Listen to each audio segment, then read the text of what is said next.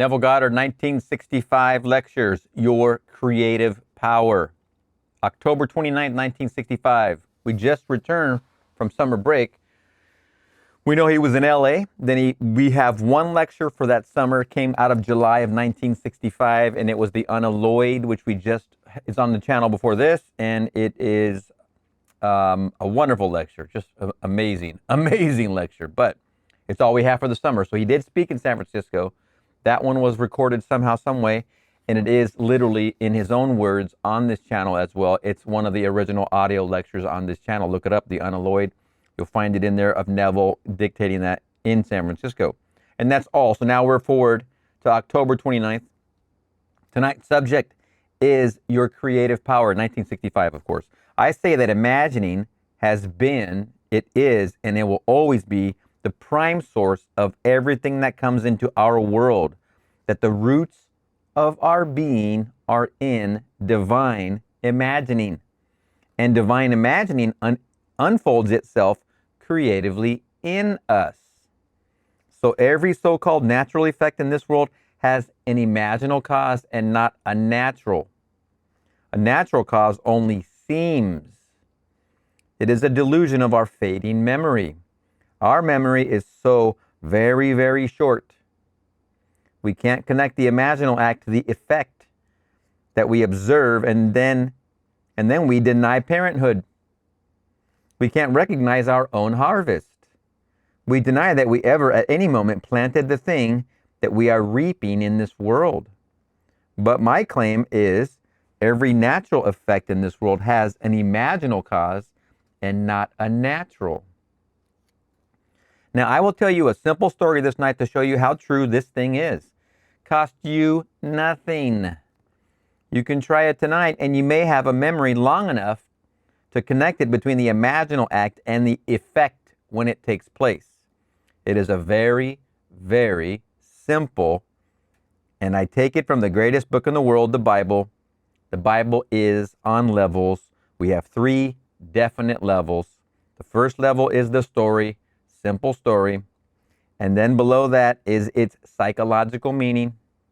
And then below that, in depth, is the same story, and it's literally true in depth. Well, we'll forget the depth tonight and just take it on its psychological level. I'll tell you a simple story that you will read in the 27th chapter of the book of Genesis. Genesis is the seed plot of the entire Bible. It's a simple story, but when you read it, you wonder what it is all about. It seems so stupid. But I'll tell you, if you are not familiar with it, here is a man, and he's blind. His name is Isaac.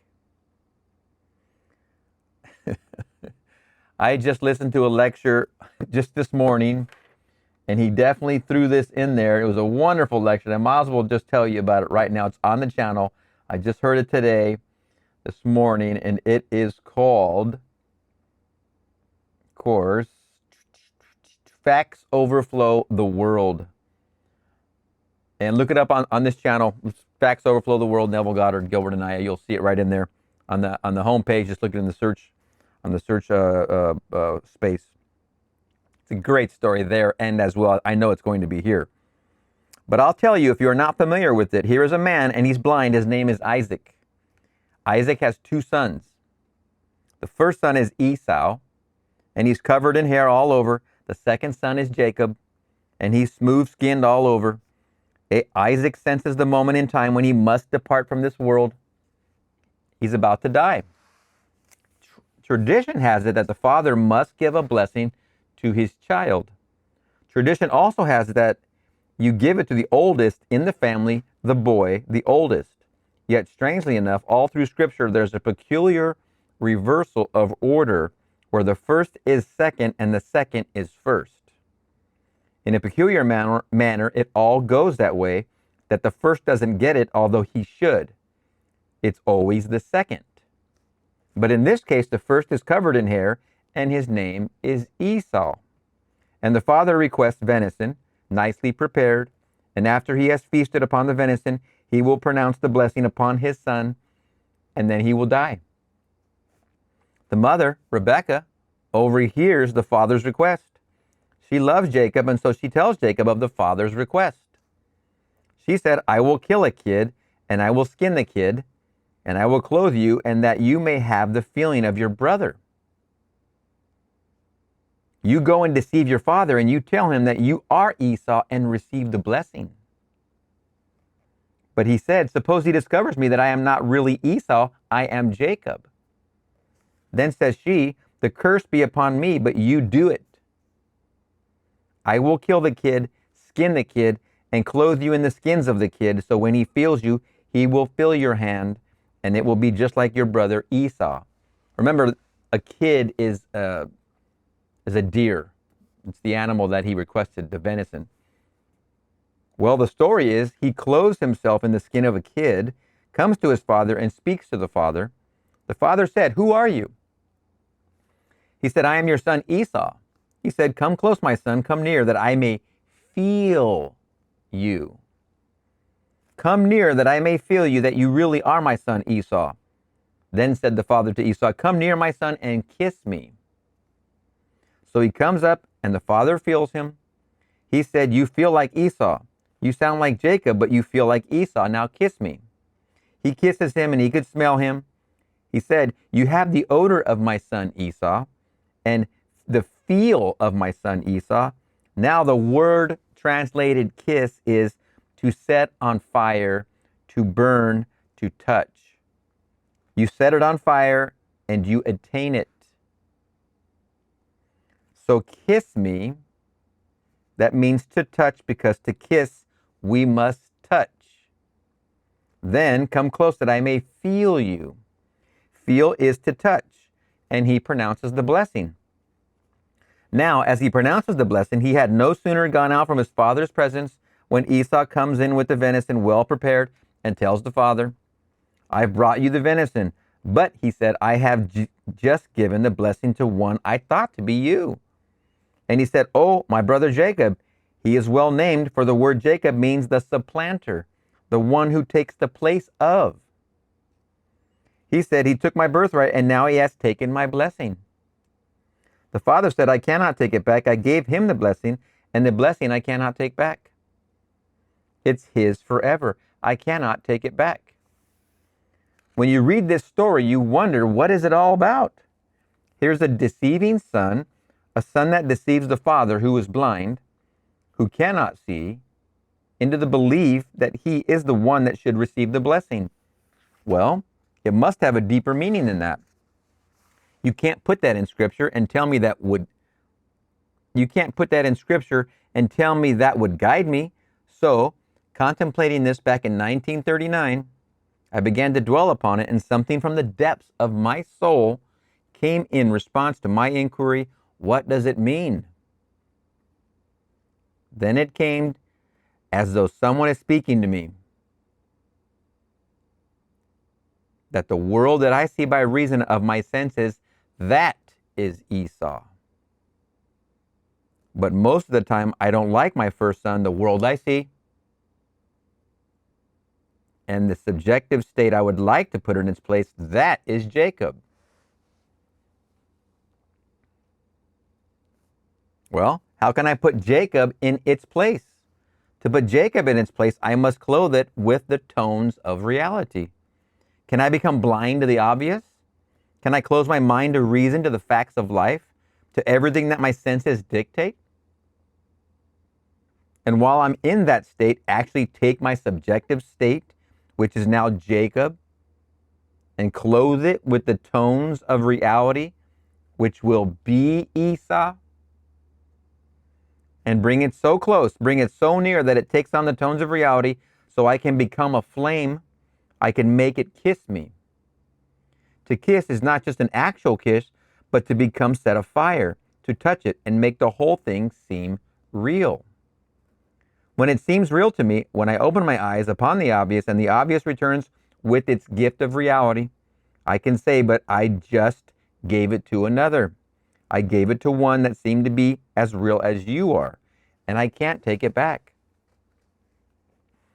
So this came to me, and I said, all right, I'll try it. I tried it, and it worked. I tried it and tried it, and it worked. It always works. So in my audience in New York City, I spoke at a little old church called the Baptist Church on 48th Street, right off Times Square. And there we held there we held forth 3 times a week, Wednesday, Friday, and Sunday nights. So I told them what I had done. I told them the story just as I've told you, and told them how to do it just as you just heard. What? Well, a lady in my audience thought, well, now I'll try it. She goes to Stern's department store on 42nd Street and 6th. This is in the day when, well, in 1939, you may not remember it. Many of you may not remember it, but we had a tremendous depression. Our depression that started this is 1965. And it's funny to hear him say, many of you may not remember it. That was only 26 years. But this is how generation works, isn't it? Many of you may not remember it. Oh my gosh. That can't have been an easy time. There was no Social Security. There was no unemployment insurance. There was nothing of that sort. Anybody who went through it, I'm sure remembers it. But on the upside of it, there's also the abundance mindset. There's also the affluent mindset, and that state also existed during that time. So depending on where you were, you could have remembered it from the affluent perspective or from the actually non-affluent perspective. Notice what words I didn't use? That's what you want to rewire. You're always using the affirmative words. It was a tremendous depression. Our depression that started in 29 did not come to an end until the war broke out in 41 for us. It was really a depression. So you could buy things at ridiculous prices, 1939, right? The war was just going to start the next year. She went into the store, went into the millinery department, and looked over the hats. Took off her hat and then took a hat that she loved. She thought it was a lovely hat. She put the hat on her head, looked into the mirror, and liked what she saw. Walked around the store looking at different angles with this hat on her head, and the more she saw it, the more she liked it. She came back and her hat is gone. She called the sales lady over and said, I left my hat here. Where's my hat? She described the hat. This sales lady said, I just sold it. All these hats are one price, so it need not be priced. They're all the same price, and I just sold it. I'll call the section manager. So she called the section manager and described exactly what had happened. The section manager said, I'm awfully sorry. Any hat in the department, you take it with our compliments. That's nice. We do not wish any unfavorable publicity. So the hat was sold. We have undoubtedly the money for it. And so you take any hat, and it's the compliment of Stern's department store. She walked out with that hat. But she told me herself, as she walked around the place, she actually walked downstairs to the first floor, walked out onto 6th Avenue with the hat on her head. That's what she was doing while she was walking around. She's walking out of the store with the hat on her head. In a matter of moments, it was so short an interval, she could relate it. If it happened maybe a few days later, she wouldn't relate it. So she told me the story and gave permission to tell it to those who come to the meeting, and so I did. 4 weeks later, Broadway and 72nd Street. I'm walking up the street and I run into a lady whose name is Anne. Her profession is possibly the oldest profession in the world, and she lived at the Ansonia Hotel. She stopped me at Broadway and 72nd, and she said, Neville, I heard the story you told about the hat 4 weeks ago. Now, I want to ask you something. I took it quite seriously, and walking up Broadway beyond 74th Street, I saw this wonderful display of hats. Here was a hat for $17.50, and I put it on my head. I loved it. I walked up the street, but when I walked back, I would not look into the window to be disillusioned. I went home to my hotel, the Ansonia, wouldn't look into the mirror. I took off the hat and put it on the very top ledge and went sound asleep in the belief that my lovely new hat is up there. Now, she said, 10 days later, a friend called and asked me if I was busy that night. Well, you know the profession. she couldn't she couldn't tell yes or no. She didn't know. But she said, oh, I love the humor in all of this. She couldn't tell yes or no. She didn't know. But she said, all right, I'm free. She said, well, come and see me. I have something for you. So she went to see her friend, and her friend brought out the hat. Not a hat, the hat. And said to her, you know, Anne, I bought this hat. Well, but what possessed me, I don't know. Well, when I got home and saw what I looked like in this hat, I wouldn't wear it to a dog fight. Poor dogs. But strangely enough, the minute I said that to myself, I said, you know, Anne would look lovely in this hat. So try it on and see if you like it. She brings out the hat. Anne tried it on and loved it. So Anne said to me, and this is her question, she said, Neville, tell me, why didn't God give me the money to buy the hat? Why did he give it to me in the way he gave it? Why didn't he give me the money? I said, Anne, I know you well enough to ask a very pertinent personal questions. Ask a few pertinent personal questions. Do you owe any rent? She said, you're so nosy. I said, all right, I'm nosy. I want to ask a few questions. Do you owe any rent? She said, yes, 2 weeks. I said, all right, undoubtedly you spend $17.50 a week rent in this hotel, the Ansonia, don't you? She said, exactly that much, $17.50. So you owe $35. Now, what price hats do you really buy? Well, I'm going back to 39. In 1939, you bought a $3.50, a $4 hat. A $17.50 hat was fantastic. We had a depression, but a real depression. And any hat beyond that was just simply, you had to be in the money to think in terms of a $17.50 hat. I don't even know how to relate this, but ball caps are just crowning the $30 range. Crowning. You like that pun? And I'm like, I remember when these things, I don't worry about time. Don't get me wrong. I'm just having fun with this. I remember when hats were, what, $5, $10. Caesar and his games must be dealt with in the imagination. But I like this whole concept. Now, this lady was used to a $3.50 to a $4 hat, and that was her range of what she would naturally feel comfortable buying a hat for. A $17.50 hat, that was fantastic. We had a depression, but a real depression.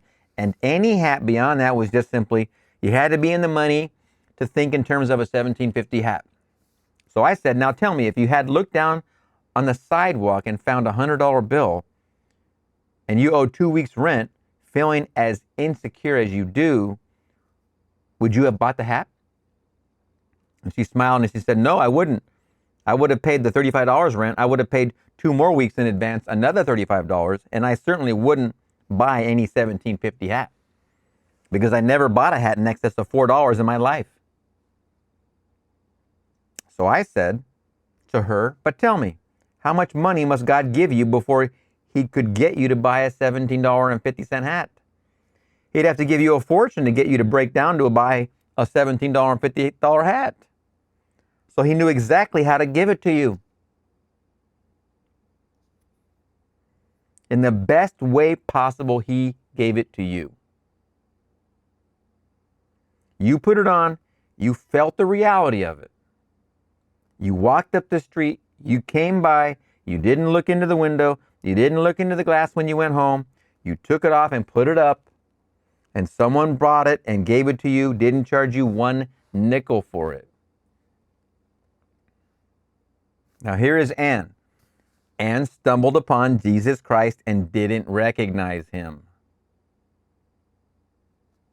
Jesus Christ is the creative power and wisdom of God, as told us in the first chapter of the book of Corinthians.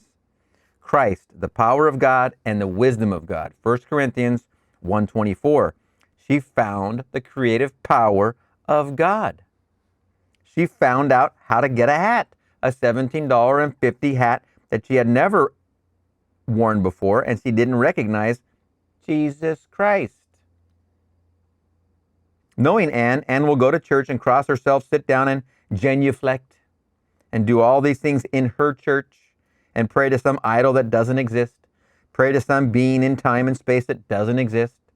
And so by dint of stumbling, fell upon Jesus Christ and didn't recognize him. This is the story.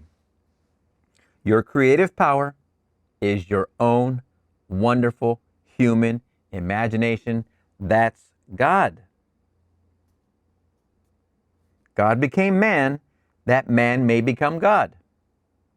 You couldn't breathe this night were it not that God became you and your imagination is God. That's God.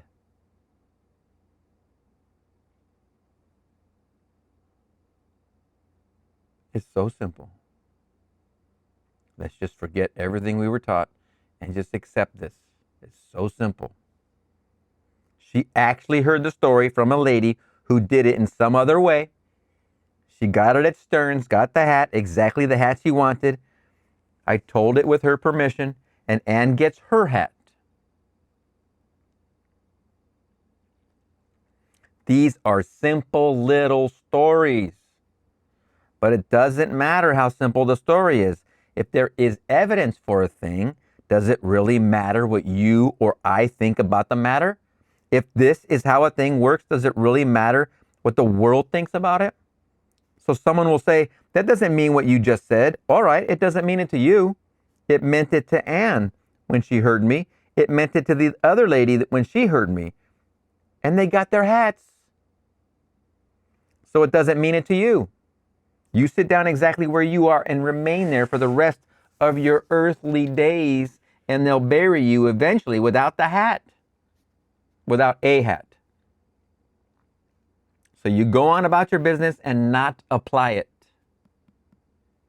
Don't apply it. Just keep it just as you say. This is not the story of Scripture.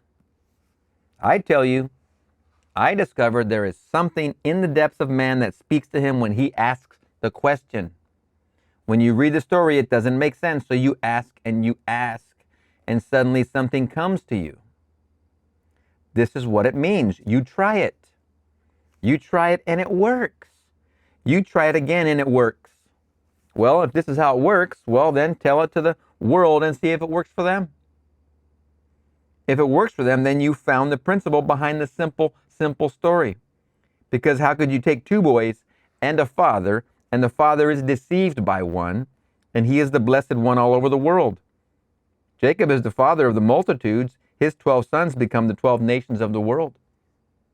Jacob's name is changed to Israel, the blessed one, the one that is the apple of his eye, and here, that which is the substitute. So I don't like where I am. So no matter where I'm going in this world, that sets me free. I could be born behind the 8 ball. It doesn't really matter if I know the story. So I'm born in a certain environment, in a certain limited environment. But if I know that environment is my Esau, and I myself am the answer, I can see in my mind's eye my second son that isn't clothed in reality. He doesn't have the sensory vividness of reality, but I can do it for him. So I bring him into my mind's eye and I clothe him with all the tones of reality. I give him all the sensory vividness of reality. And then to me, I catch fire. It seems so real what I'm doing. So I open my eyes upon a world that I'd shut out. It returns and demands recognition, but I can say to it, I've just given someone else your position. You have to vanish now because I've just given your brother what was to you a dream, a subjective state. I clothed it with reality. It's going to come into this world and displace you because there's no room for both of you in the same place. So the poverty that was mine has to go if I clothe myself with the feeling of wealth or the feeling of security. Call it what you will.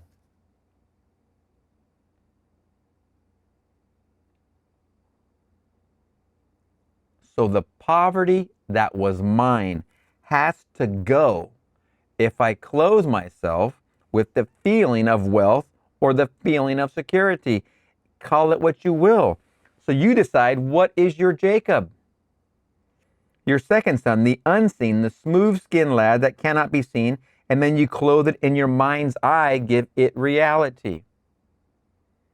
Then you open your physical eyes upon the world about you, and it springs into your life and demands recognition because it is so real, and what you did is so unreal. But you say, I've given it a blessing. I've blessed it. I gave it the right of birth. I demanded by my blessing its right to be born and to be clothed, all the tones of Esau. And Esau has to vanish. Well, if it works in the testing, why not try it? So I said from that day on, this is the true story of this wonderful story, as told us in the 27th chapter of the book of Genesis. I ask you to try it. I'm speaking this night to you, as I will every night from this platform, from experience. I'm not theorizing. I'm not speculating. I'm telling you what I have experienced. What I have experienced and you have experienced, we know more thoroughly than we know anything else in the world. What could I know better than what I am experiencing? So here, I'm speaking of the creative power, your creative power. And your creative power is your own wonderful human imagination. Imagining creates reality. You can take it from any level of the world and you cannot disprove it. It actually creates reality. So I can stand here now and think of the man I would like to be, or the man I would like you to be, and then conceive it in my mind's eye, and to the degree that I am self-persuaded that it's real, by clothing it with reality, it becomes real. Now, this relieves us completely of the so-called good and evil of the world. Heck of a sentence.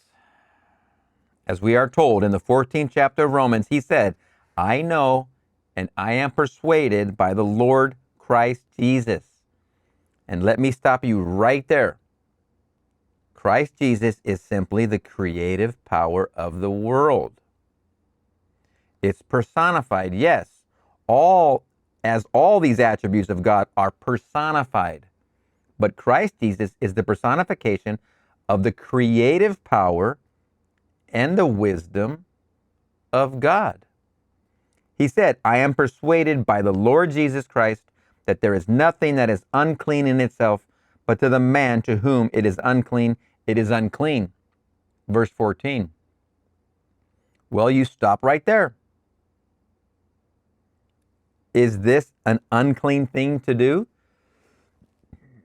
All right, if you think it is, then it's unclean.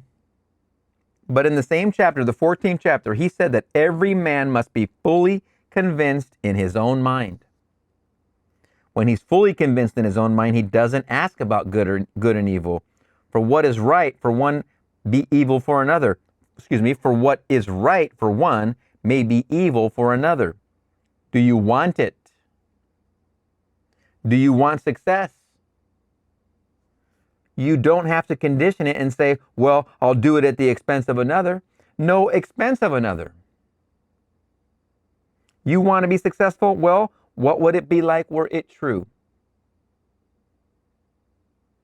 And you dare to assume that you are successful. To the degree that you are self-persuaded that you are, you will become it. Self-persuasion is a big part of this. What kid learning to ride a bike doesn't eventually become self-persuaded that they actually not only can do it, but are doing it? When you see a kid, I say a kid because that's basically what they are in that age when you're learning to ride a bike, no matter how many times they fall, the one who's determined, right? Some kids, their parents make them learn and push them and watch them fall. But some kids are like, I'm going to get this. And I spent many hours on my bike, on my skateboard, and surfing. And how many times you fall never matters when you're determined to pull off this trick, to pull off this maneuver, to pull off this or that, to learn how to just ride it in the first place, to riding it and jumping out of a bowl on your skateboard, or doing the same thing on a bike, jumping jumps, popping wheelies, off the lips on the waves, getting tubed on your surfboard. All of these things take time, but they're never with you believing that you're not going to do it. They're always with you, no matter how many times you fall, they're always with you believing you've already done it.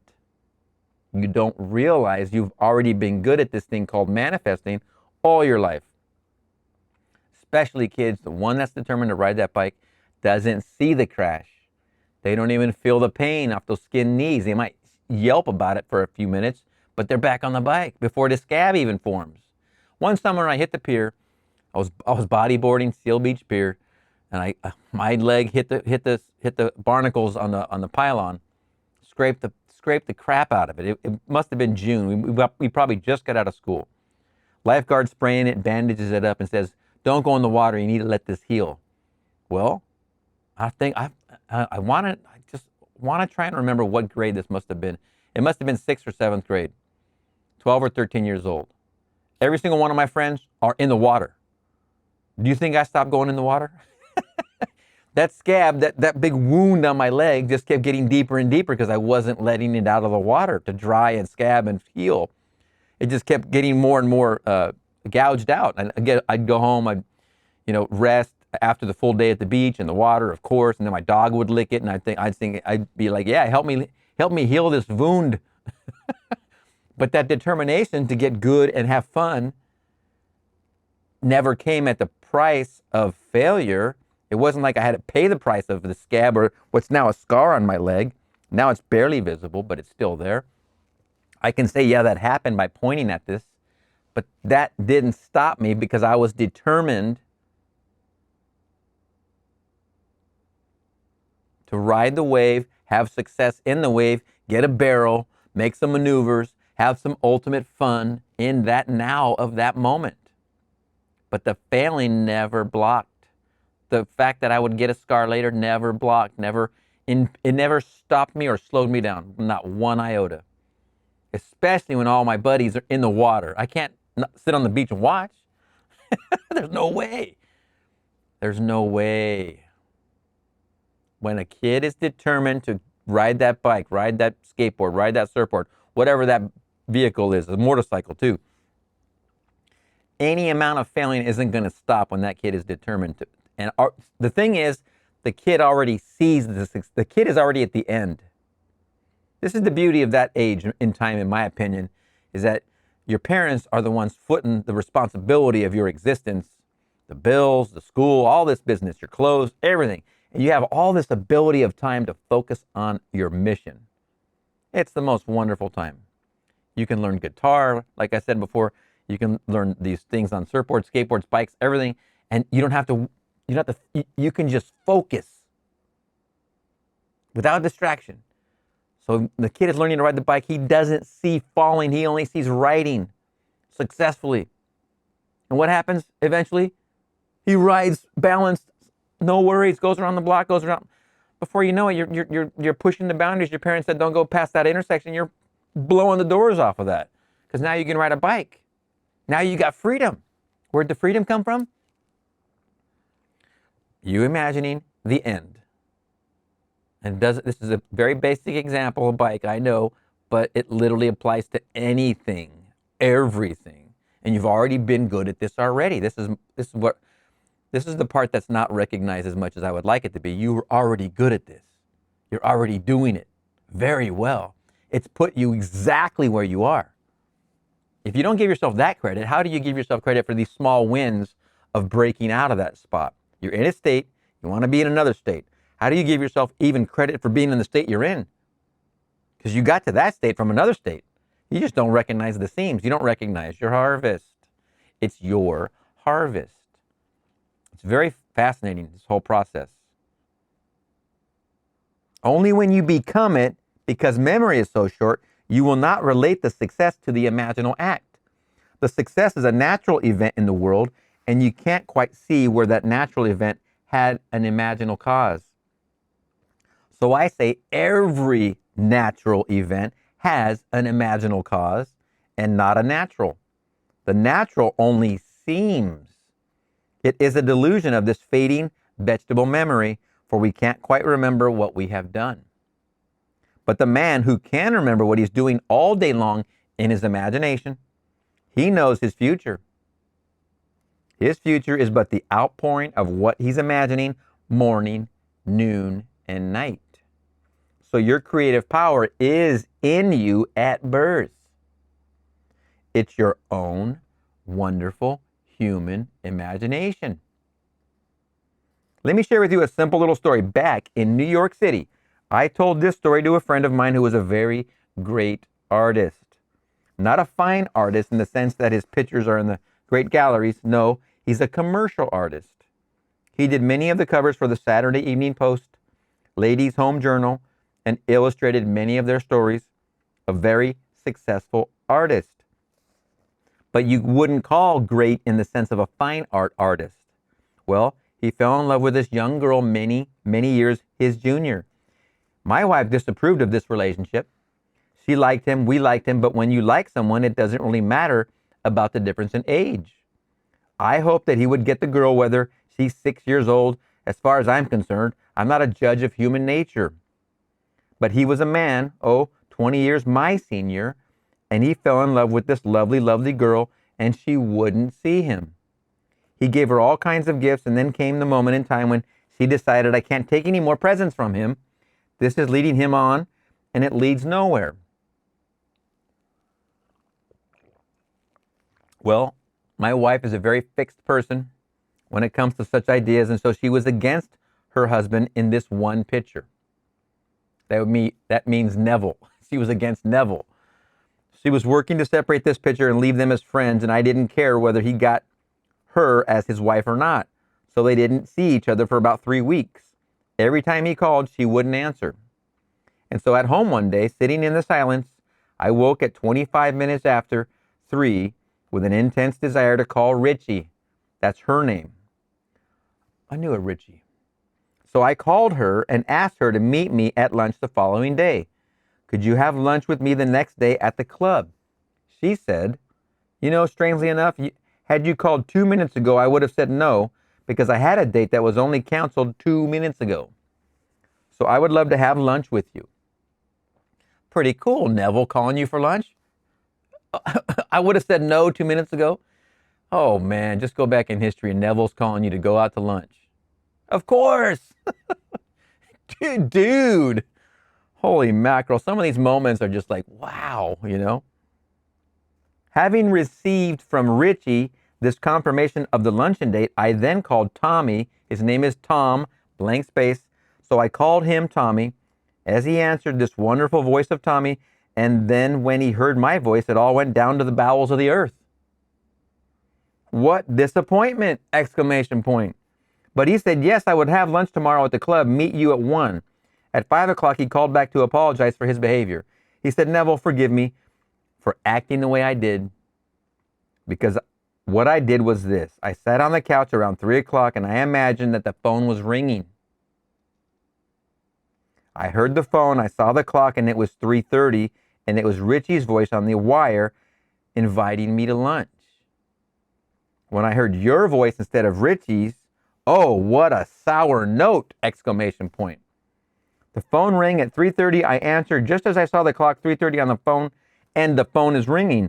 These two things came to pass. The third one must. So I answered, and your voice. Well, it was Richie's voice in a way. I invited him to lunch. So here, I taught him how to work this principle. It's the telephone principle. He gave the luncheon party and I paid the check. He fell asleep in the assumption that he was having lunch with Richie. I felt the impulse to call her and invite her to lunch, then call him and invite him to lunch. We got together the next day, the 4, had a heavenly day, but I had the party. And yet who originated the party? It was Tommy. Tommy went to sleep in the assumption that this thing had happened and controlled it through the entire half hour and fell into a little doze. When he was awakened by the ringing of the phone, it was on the dot of 3:30 as he had said it. It was the phone ringing just as he had said it, but it wasn't the voice of Richie. But it was the date, a luncheon date. That's what he wanted. It was through Neville that he got the lunch. But he met her the next day. Of course, they didn't get married. She married a much younger fellow. It's a blessing. And they have 2 heavenly children, and they're now in Thailand in the State Department. They are really a perfectly marvelous, wonderful family. So Bill won out. Bill's the name Neville calls his wife. So Bill won out. She worked for her, and I worked for Tom. And Tom lost the prize, which really is also a blessing for Tom's sake. What would he do with this lovely Richie at his age of 85? And so again, these strange things happen in our world. That's really a very humble place for Neville, that he's saying he lost out for Tom, because you can only imagine that Neville's power of imagination and his self-persuasion is so profound. But Bill, his wife, won this one. And there's definitely a mismatch in age. I have a couple very close friends who have relationships that are 11 to 12 years apart. At least there's 2 in my environment. And that's the biggest gap that I've ever seen. But they don't seem way mismatched, in other words. They seem very close. And all the relationships of those involved seem very good, balanced. And just sometimes people come into the world a little behind schedule. That's the way I look at it. But to come back, what we're trying to tell you this night, you have a power within you, a creative power that can accomplish anything in this world. You aren't going to interfere with God's ultimate plan for you. That's already established. His plan is to give you himself, so that when you really awaken in the end, you are God. There is nothing but God in this world. He's playing all the parts in the world, every part. And when man fully awakes, he is God who created it all and played it all. Then he brings the curtain down upon the dream, and he is the only creator in the world. So tonight, you take this seriously and you use the story of feeling. It's a very important element. The sense of touch. Just as he touched and the voice said, "Come close, my son." The word son is simply an idea. Come close. This idea that I may touch you. Now, if you are here for the first time, let me show you what I mean by touching. Imagination is spiritual sensation. I take my imaginary hand and I put it on an imaginary ball, a baseball, and then I put it on a tennis ball. Try this now as you're listening. First the baseball, you feel the threads. And then I put it on a tennis ball. Feel that. It's got the same kind of thread pattern, but then now they're indented and there's that fuzzy feeling. And I put it on an imaginary ball, a baseball, then I put it on a tennis ball, then I put it on a billiard ball. Well, you know how smooth and ceramic that feels. And then I put it on a piece of silk, a piece of mohair. I put it on a bat. All kinds of objects that aren't visible to my eye. This is practice. No one present could sense them, yet I can distinguish between the different feels. You can too. You know you can. I do not in any way feel the baseball, in any way confuse it with a tennis ball. They are distinct. I do it with everything. Well, if I can discriminate between these different feelings, they must exist. If they have no existence, I couldn't discriminate. I learned that when I was a little child with my father, he would say to me, "Neville, if you do so-and-so, I'll give you a huge, big, wonderful, golden nothing." We had that kind of talk when I was a kid, man. What a trip. I rushed to do it, so I did it, came back for my golden nothing. He said, "You have it, a golden nothing."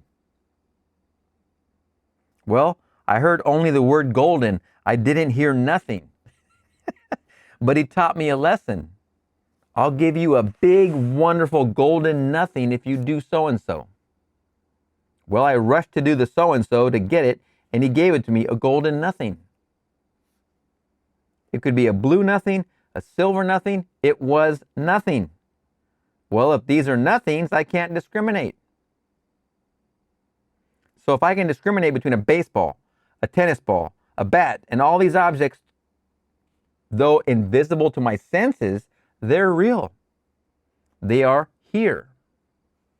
And if I can only do what Blake said, all that a man must do is simply intensify his actual feeling to the point of vision, then it's done. And you can do it. To intensify this state in which you are right up to the point of vision, the thing becomes real now. But you don't have to take it to that intensity to make it work. You do it to a certain point. Believe in the reality of what you've done, and it's done. And in its own good way, it comes into birth. It is born into this world, and it becomes a reality in your life. So here you take the story of feeling this night. Come close, my son, that I may feel you. Come and kiss me. So he came forward and he felt him and he kissed him, and it set him aflame because it seemed so real. As it became real, it was done. He gave the right of birth to that unseen, invisible state, and the invisible state became a fact. So do it with something just as simple as a hat, or do it with something big. A man looks and sees his name on a building, and it isn't there at all. And the man who is looking doesn't have a nickel, but he looks and he sees his name, which, if true, would imply that he owns the building. He keeps on doing it. If he enjoys doing it, at the end of 2 years, the building is for sale on the main street, the best corner. The day of the sale, a total strange comes in and asks him if he's going to buy it. I should have said stranger. It's just spelled strange. And I'm like a robot when I read. A total stranger comes in and asks him if he's going to buy it. He said, with what? I have got nothing. That was just in another lecture also, and I just did that. I think it's Live in the End. Great lecture. Heard that this morning also.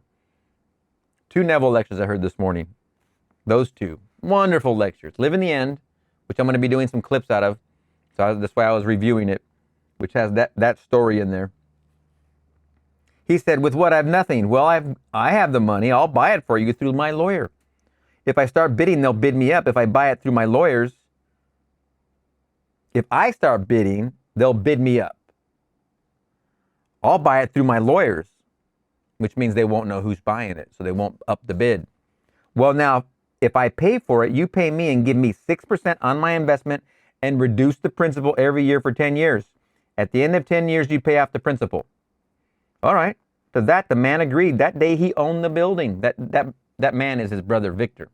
That building became Goddard and Sons, or Goddard Enterprises, whichever way he visualized it all through those 2 years. Just every day, going to work, he saw the sign, Goddard and Sons.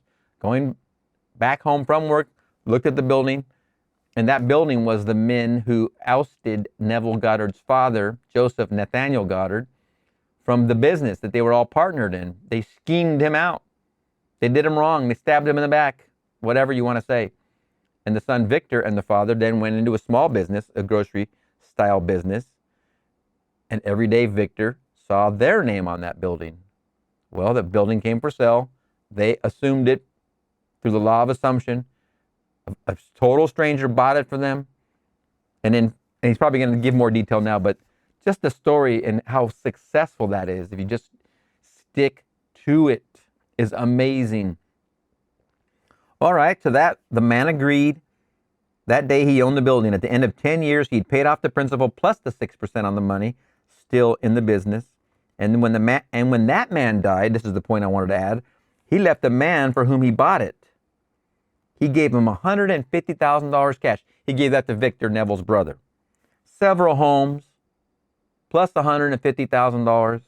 Many things that he left, and said it was the best investment he ever made, and therefore, he was his best friend. $150,000 tax-free in cash, plus many homes. And here, a man simply looks upon a building. He sees his name, implying possession, and believes. Is that an accident? Well, if I can pull all these things out, one after the other, by the thousands, are you still going to say, give me one more?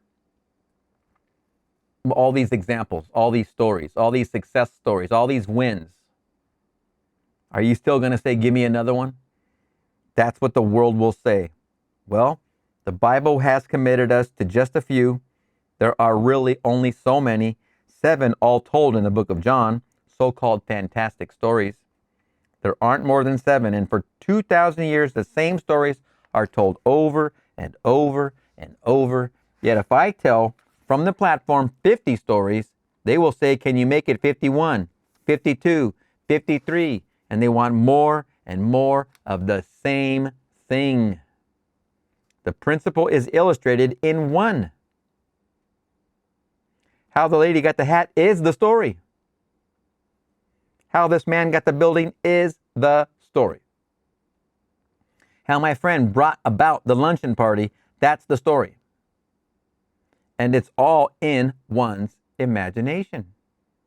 That imagining creates reality. If I know that, I will simply not ask your consent.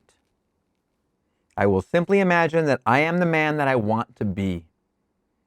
Create the scene which, if true, would imply that I am such a man. Feel its reality, clothe it with the tones of reality, and when it seems to be natural, so I catch fire, it's done. And then let it go. So tonight, I ask you to test it. As you're told in Scripture, do you not realize that Jesus Christ is in you? Unless, of course, you fail to meet the test. 2 Corinthians 13:5. When you read the same Scripture and you know He is your own creative power, this creative power of God is in me, and in the world is personified as a man I must worship, and in my stupidity I did it. I worship something on the outside when it wasn't there at all. It's all within me. In this morning's paper, they're speaking of this wonderful church, the universal church, the only faith. The Bible doesn't teach that. The Bible teaches that you are the temple of the living God. That's what it teaches. Read it in the 3rd chapter, 16th verse of 1 Corinthians. You are the temple of the living God, and the Spirit of God dwells in you. Well, if the Spirit of God dwells in me, and I am the temple of the living God, what cathedral in this world should I bow before? I've seen them bow before cathedrals in New York City. I've seen them prostrate themselves with their families before St. Patrick's. I've seen them get down and genuflect right on the street before this solid mass of stone that man has made. And yet passing by in flesh and blood is the temple of God is the temple that God created and the temple in which God dwells. So I tell you, no outside church. You are the temple of the living God, and the Spirit of God dwells in you. The creative power of God is one with God, and He's your own wonderful human imagination. I've seen it myself. There's a spot where Redondo ends at Ocean in Long Beach. As I told you, Sylvia's bookstore was on Redondo Avenue and 7th. I lived right next door. So going towards the beach, you hit Redondo Avenue. So you hit Ocean Boulevard, make a right, and right there's a big shell with, I'm guessing is a statue. It's supposed to be Mary. I'm guessing. But people from all over crowd that statue and pray and genuflect, and some of them prostrate themselves, literally, right at this ceramic-looking statue. I don't even know what it means, but it's exactly what he just said. And it's always crowded. It's on the outside. When the temple's right here. The temple drives by, like you just said, which is the funny part about that. And yet passing by in flesh and blood is the temple that God created and the temple in which God dwells. So I tell you, no outside church. You are the temple of the living God, and the Spirit of God dwells in you! Exclamation point.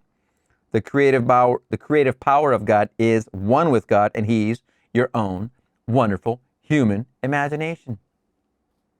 So you take this wonderful principle and apply it tonight to some goal in this world. Some friend may be unemployed and you want him gainfully employed. Well, then you try it.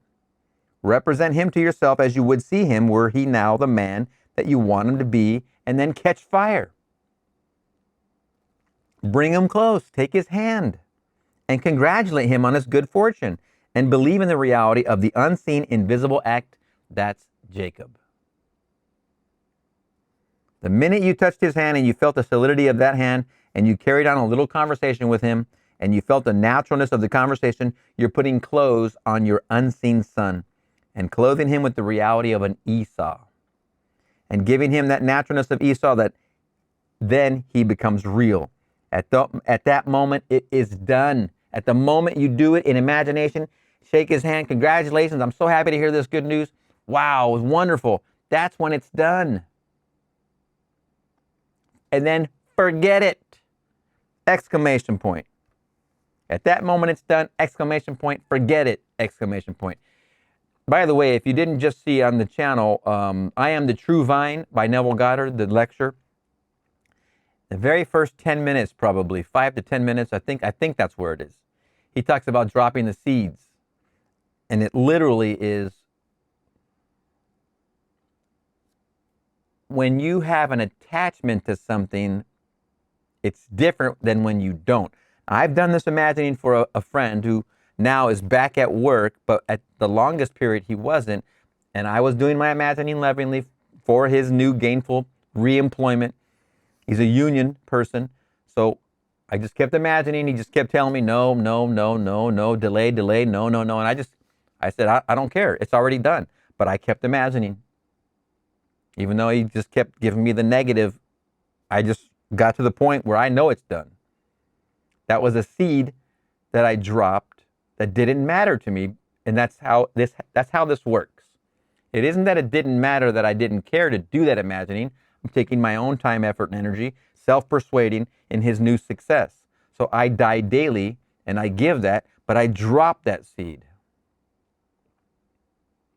In another way, if the seed is so important to me and has so much emotional balance in me that I care about it to happen, I need it to happen, the seed doesn't tend to fall out of my hand. And if you don't drop the seed, it can't die. It can't give life and take you with it. You have to drop the seed. That is in I Am the True Vine.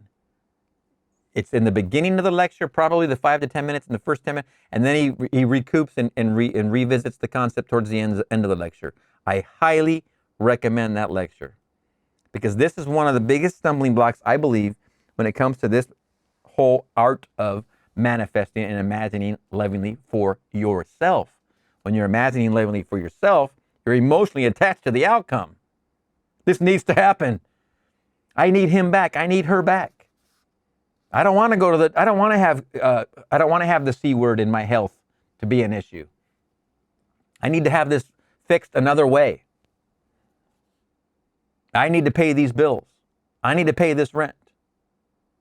Whatever it is, and you're holding it and you're not letting go of it, when you're imagining lovingly for yourself, it's because you're not letting go of it.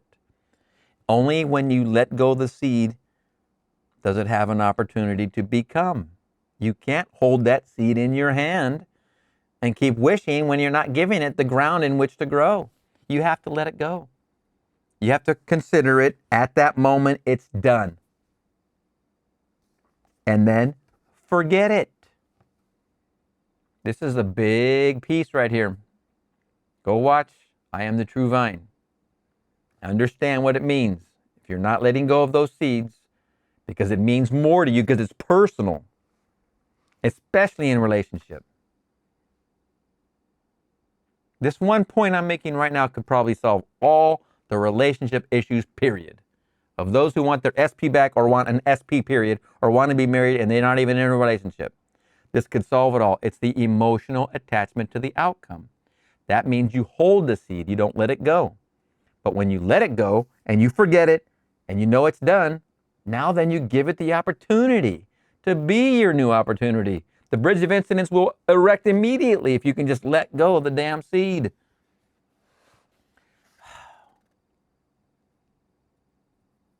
As the guy said to me in the Navy, go get those brushes right there and go get that paint and go paint that fence. And I'm 18 years old and I'm like looking at him going, I've never painted anything before. So what do you do? The guy looks at me, big dude, just do it. And I couldn't say nothing. I was such a newly recruit type of situation. This is an A school. It's in Memphis, Tennessee. It was hot. I didn't know how to paint. I just knew I was supposed to paint. Pop the can, take the brush, dip it in there, and this is Tom Sawyer all over again. Just do it. Drop the seed. Just do it. If your memory doesn't fail you, you will see it come to pass and recognize the relationship between what is born and what you did.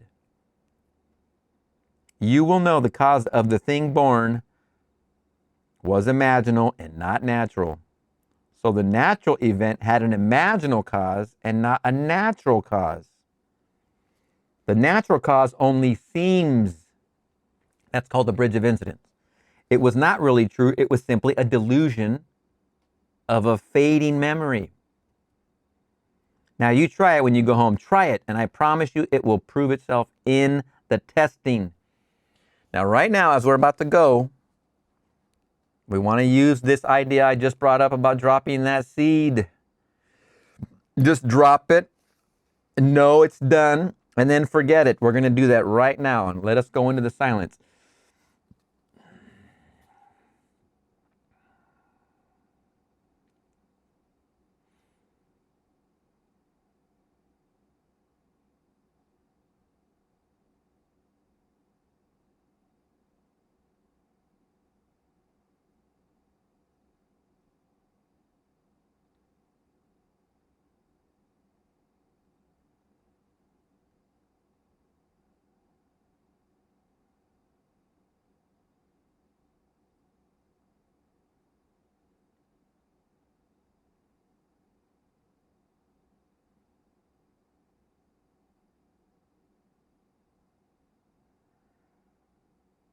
Okay, we're going to bring our breathing. We're going for 3 inhalations. I'm going to get a rhythm going. That's my first one. You're going to take everything you just imagined. You know it's done. You know it's done, and you're going to forget about it. Here's the second one. On the top of our third one, we're going to get to this apex, and we're going to forget about it. We know it's done, and we're going to snap that picture, and we're going to open our eyes. Here we go.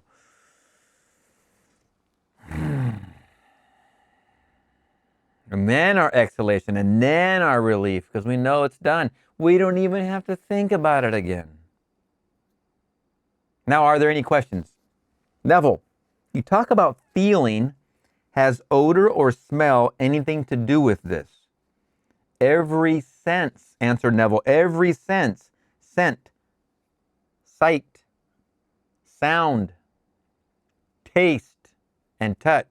Sometimes those can be considered together. Those last two. Question, I'm not talking about odors or smells that you and I would call perfumes or flowers or anything you could put your finger on, something I couldn't explain. Answer, Neville, well, to me, odor is one of the most potent senses. Okay, but before his answer, I better say this real quick. I talked to him a few videos ago about our trip of last weekend, my wife's birthday. We were going up to where this thing was called the Gifford Fire. We went up to the Buellton area, and the fires, in my visualization in that one video, I mentioned smelling fire when I was in the silence, and I literally smelled the fire in this, imagining I was doing, that I was there smelling it, but there was no fire. When we got there, there was no smoke, there was no smell of fire, there was no smell of smoke, there was no visual of smoke, there was nothing. That whole weekend, we stayed 2 nights, nothing of the sort. But in my imagining, I smelled the fire. I smelled the burn, quality of fire. But it was none to be existent. So I don't know how that worked out. It was in here in my visualizing, but it wasn't there. And in my visualizing, I was trying to imagine that it wasn't going to impede our trip, this whole Gifford fire that's happening in California. I think it's still happening. I don't know. Well, to me, odor is one of the most potent senses imploring me into any state. I walked up certain areas of New York City. I walked through Harlem and smelled the odors coming out of the kitchen, coming out of a home that reminded me of the odors of my childhood in Barbados. And instantly, I'm in Barbados. The smell of okra coming out, the cooking in coconut oil. Nice. The plantains, something that is entirely different. All the fruit and all the things of Barbados would be like what the West Indians who come up. We all have our own little groups, and we use the same things we used when we left home. I've gone through Harlem, and as I walked by, suddenly an odor is coming from a kitchen, coming from somewhere, and instantly I'm transported. Odor is a powerful thing! Exclamation point. Very, very true. He said, "Come taste the Lord and see that he's good." Experience this state. To experience it is to taste it. So the ancients spoke of only 4 senses: sight, sound, scent, taste, and touch were 1, as I just said. But sight, sound, and scent were 3 distinct, and then taste and touch were joined together because both depended upon contact. So they only spoke of the 4, and they likened these 4 to the 4 rivers that came out of Eden. The 4 rivers of Eden were the 4 senses. They weren't 5 because they joined taste and touch together, depending on touch. The sense of odor is a powerful thing. All senses are powerful.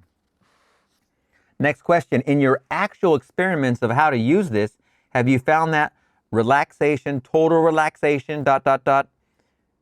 Answer. Did you hear the question? Before you try it, have I found that total relaxation before you do it is helpful? Personally, I haven't. I haven't either. I want to add that. Meditating for 20 minutes or something on just relax. I haven't done any of that. I do it at a traffic light. If others have tried it and total relaxation works, whatever works, do it. But walking the street, riding the subway, in the noise and all the jumble of the world, you can do it. I do it driving, like I said. You don't need any preparation for it if you believe in the reality of your own wonderful imaginal act. If you really believe the only name of God is I am, go tell them I am has sent you. If that really is the name forever of God, you can't get away from it. There's no place where you can go where you're not aware that you are. There's no place you can't say I am. Being aware that you are saying I am. He doesn't need any more than the belief in his own creative power. Question, Neville, since you're talking about the law tonight, the time sequence is so often a stumbling block. Would you say just a word about the intensity and the time element involved? That was a good reminder. This has been very law-rific, very, very wonderful law-focused lecture. Very wonderful. Did you hear the question? Well, as far as time intervals go, I do believe that there is a time interval for every creative act. Intensity at times, I believe, does, in some strange way, does shorten it. I think it does, but I'm not quite sure. I'm really not quite sure. If the intense imaginal act reduces it, I don't know. I wish I could say honestly that I know from experience, because sometimes a very simple imaginal act where you treat it lightly works like this. What you do in a very simple little way, the phone rings to confirm it, and there was no intensity to it. Then other times you do it with intense states. Well, it takes its own normal time, and that didn't seem to reduce it. I don't know. I wish I could say honestly that I know the answer to your question from experience, but I can tell you I've done things in a simple little way, throw it off as though it's nothing, and the phone is ringing to confirm it. So I really don't know. I wish I knew, and I just gave that answer. Neville does know. It's just not relating. The question and answer didn't connect, but I believe it's in the intensity of, because of the emotional attachment to the outcome. when you're not emotionally attached to the outcome, just like he just said right there, but I can tell you I've done things in a simple little way, throw it off.